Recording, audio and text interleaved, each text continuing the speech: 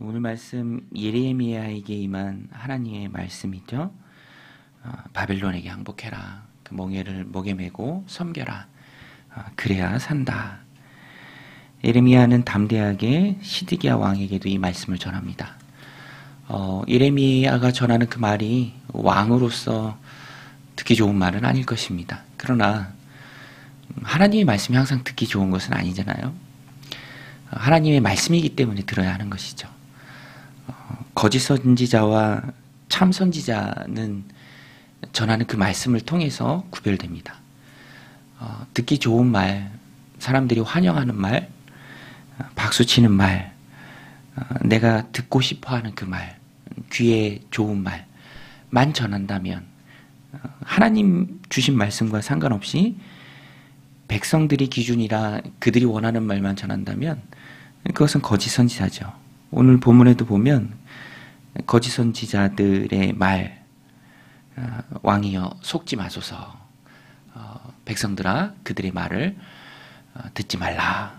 참 선지자인 예레미야가 그렇게 말합니다. 14절에 보면 그러므로 당신들은 바벨론 왕을 섬기게 되지 아니하리라 하는 선지자의 말을 듣지 마소서. 그들은 거짓을 예언함이니이다.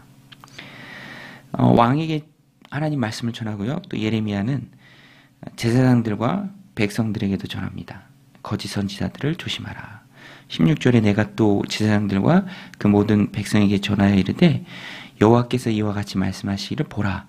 여호와의 성전의 기구를 이제 바벨론에서 속히 돌려오리라고 너희에게 예언하는 선지자들 말을 듣지 말라. 이는 그들이 거짓을 예언함이니라 하셨나니 너희는 그들의 말을 듣지 말고 바벨론 왕을 섬기라. 그리하면 살리라. 어찌하여 이 성을 황무지가 되게 하려느냐. 왕에게 예레미야가 하나님 말씀 전할 때도 또 제사장들과 백성들에게 하나님 말씀 전할 때도 어찌하여라는 말을 사용합니다. 어찌하여. 우리도 그런 말을 쓸 때가 있잖아요. 왜 그렇게 하느냐. 어찌하여.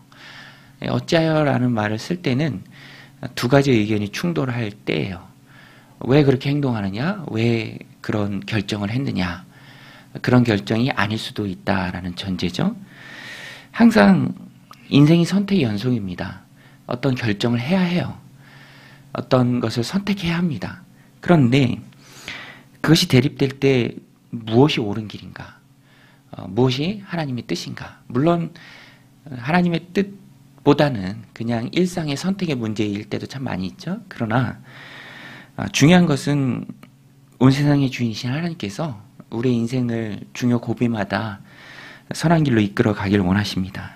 그래서 무엇이 옳은 길인가, 무엇이 하나님 원하시는 길인가를 우리가 잘 찾아가는 것이 신앙생활에 있어서 가장 중요한 한 부분입니다. 그런데 경계해야 할 것이 항상 말씀드린 것처럼 오늘 본문에도 잘 나오는 것처럼 옆에서 부추기는 사람들이 있어요. 거짓 선지자와 같은 사람들. 책임은 지지 않지만 영향력을 끼치려는 사람들입니다. 그 선택을 잘못한다면 오늘 본문에 나오죠. 황무지가 될 수도 있고요. 더 큰 고난에 직면할 수도 있다라는 것입니다.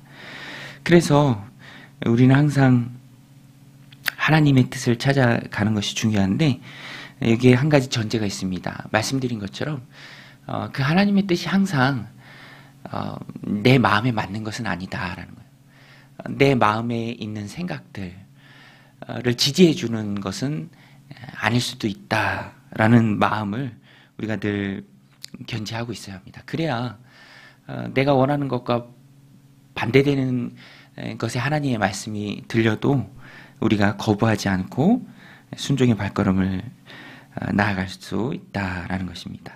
이사야 55장 9절에서 말씀하죠.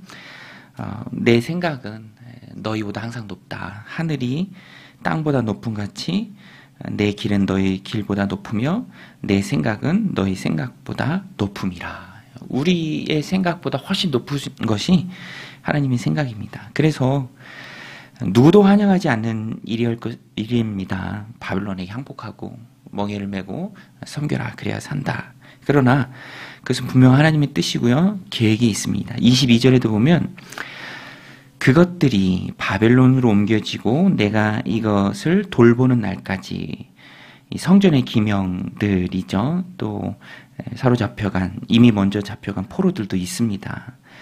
그것들이 바벨론으로 옮겨지고 내가 이것을 돌보는 날까지 거기 있을 것이라. 그 후에 내가 그것을 올려와 이곳에 그것을 되돌려 두리라. 여호와의 말씀이니라. 오히려 하나님은 바벨론이라는 땅에서 그것들을 돌보신다. 일정 기간 돌보신다라고 말씀하고 계십니다.